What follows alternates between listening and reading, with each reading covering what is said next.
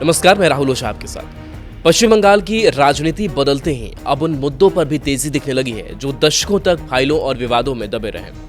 कोलकाता के Netaji Subhash Chandra Bose international airport के भीतर मौजूद 136 साल पुरानी गौरीपुर जामे मस्जिद को लेकर फिर से हलचल तेज हो गई है।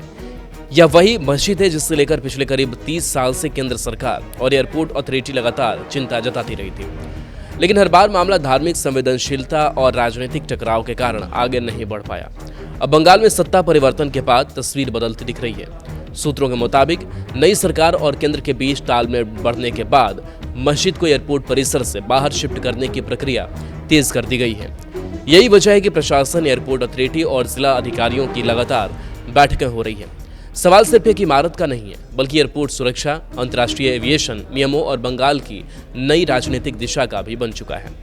दिलचस्प बात यह है कि यह मस्जिद एयरपोर्ट बनने से भी पहले की बताई जाती है। स्थानीय लोग इसे बाखड़ा मस्जिद के नाम से जानते हैं। मस्जिद रनवे के बेहद करीब मौजूद है और इसी कारण एयरपोर्ट संचालन में लंबे समय से दिक्कतें आ रही हैं। एविएशन अधिकारियों का दावा है कि मस्जिद की वजह से सेकेंडरी रनवे का पूरा इस्तेमाल नहीं हो पा रहा। बड़े इंटरनेशनल विमानों की लैंडिंग और आधुनिक ILS सिस्टम लगाने में भी रुकावट बनी हुई है। यही कारण है कि एयरपोर्ट अथॉरिटी लंबे समय से इसे दूसरी जगह शिफ्ट करने का प्रस्ताव देती रही।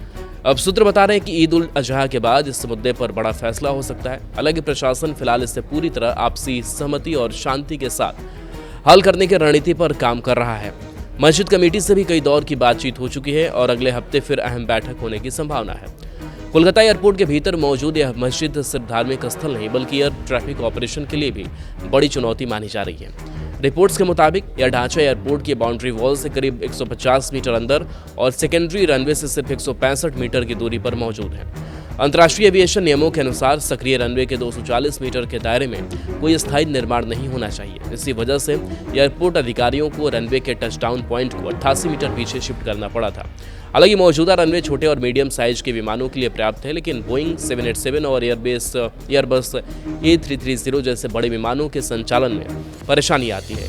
एयरपोर्ट सूत्रों का कहना है कि अगर यह बाधा हटती है तो कोलकाता एयरपोर्ट की इंटरनेशनल क्षमता और बढ़ सकती है। यही नहीं, कोहरे के दौरान इस्तेमाल होने वाला एडवांस ILS सिस्टम भी इस क्षेत्र में पूरी तरह इंस्टॉल नहीं हो पाया है। इससे सर्दियों में फ्लाइट ऑपरेशन प्रभावित होते हैं।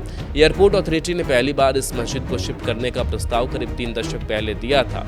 उस दौरान ज्योति बसु सरकार थी। इसके बाद बुद्धदेव भट्टाचार्य और फिर ममता बनर्जी सरकार के समय भी यह मुद्दा उठा, लेकिन हर बार राजनीतिक और धार्मिक संवेदनशीलता के कारण मामला आगे नहीं बढ़ पाया।